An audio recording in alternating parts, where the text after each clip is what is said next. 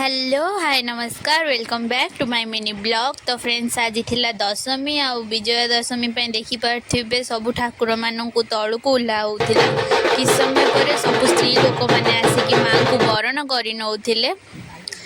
समस्त मन में बहुत दुख आ कष्ट थिला जेहेतु माँ आमको छाड़ी चली जीवे। समस्त मन में अपेक्षा थिला पुणी आर वर्ष को माँ जिते समस्त मुहर हस खुशी नहीं कि पुणी आम गति फेरी आसबे।